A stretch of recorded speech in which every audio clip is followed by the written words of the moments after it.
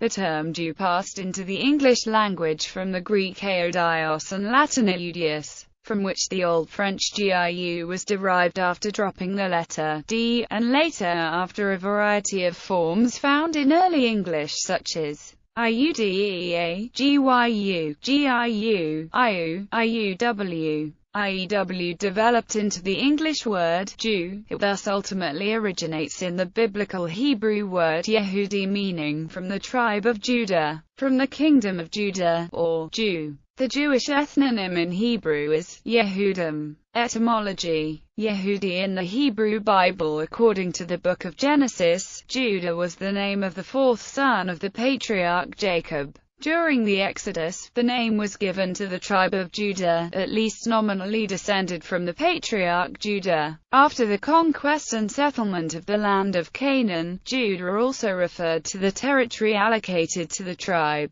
After the splitting of the United Kingdom of Israel, the name was used for the southern kingdom of Judah. The kingdom now encompassed the tribes of Judah, Benjamin and Simeon, along with some of the cities of the Levites. With the destruction of the northern kingdom of Israel, the kingdom of Judah became the sole Jewish state, and the term Yehudi was applied to all Israelites. When the word makes its first appearance in writing, its meaning has already expanded to include converts to the Jewish religion as well as descendants of Israelites. The term Yehudi occurs 74 times in the Masoretic text of the Hebrew Bible. The plural, Yehudim, first appears in 2 Kings chapter 16 verse 6, where it refers to a defeat for the Yehudi army or nation, and in 2 Chronicles chapter 32 verse 18, where it refers to the language of the Yehudim. Jeremiah chapter 34 verse 9 has the earlier singular usage of the word Yehudi. In Esther chapter 2 verses 5 to 6, the name Yehudi has a generic aspect, in this case referring to a man from the tribe of Benjamin. There was a man, a Yehudi, in Shushan the capital, whose name was Mordecai the son of Jair the son of Shimei the son of Kish, a Benjamite, who had been exiled from Jerusalem with the exile that was exiled with Jeconiah, king of Judah, which Nebuchadnezzar, king of Babylon, had exiled. The name appears in the Bible as a verb in Esther chapter 8 verse 17, which states, "Many of the people of the land became Yehudim because the fear of the Yehudim fell on them." In some places in the Talmud, the word Israel refers to somebody who is Jewish but does not necessarily practice Judaism as a religion. An Israel, even though he has sinned, is still an Israel. More commonly, the Talmud uses the term Bnei Yisrael, i.e., children of Israel, to refer to Jews.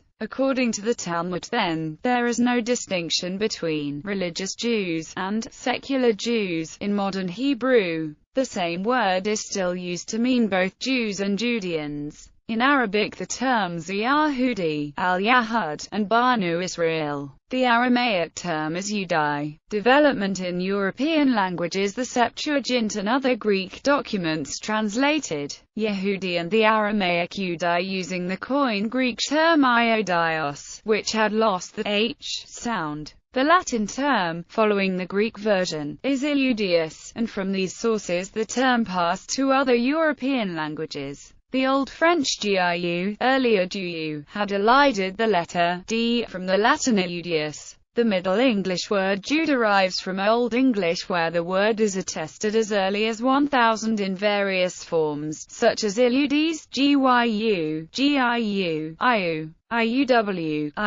iew. The Old English name is derived from Old French. The modern French, the term is juif.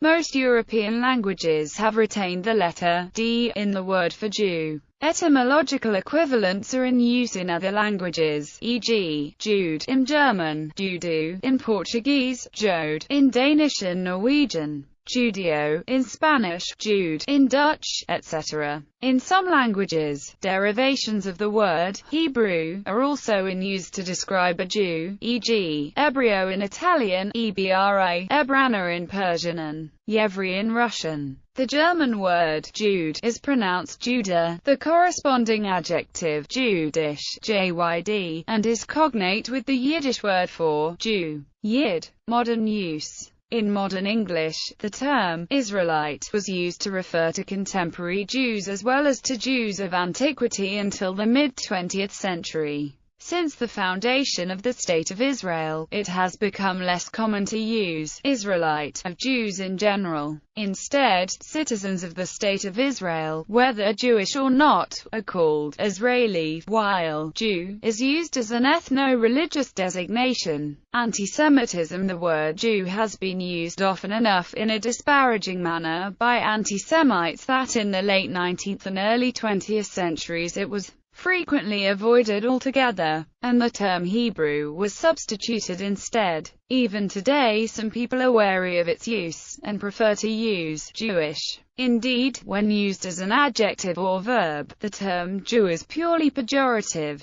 However, when used as a noun, Jew is preferred, as other circumlocutions give the impression that the term Jew is offensive in all contexts. In much the same manner, the Yiddish term for Jew Yid, Yidn, originally a benign term, was once used as an ethnic slur, but now is often used by Jews in praise, to describe an upstanding religiously observant Jew or to distinguish upstanding religiously observant Jews from non-observant, with the implication that the latter would be better people if they were stricter in their observance. According to the American Heritage Dictionary of the English Language, 4th edition, it is widely recognized that the attributive use of the noun Jew, in phrases such as Jew lawyer or Jew ethics, is both vulgar and highly offensive. In such contexts, Jewish is the only acceptable possibility. Some people, however, have become so wary of this construction that they have extended the stigma to any use of Jew as a noun, a practice that carries risks of its own. In a sentence such as "there are now several Jews on the council," which is unobjectionable, the substitution of a circumlocution like Jewish people or persons of Jewish background may in itself cause offense for seeming to imply that Jew has a negative connotation when used as a noun.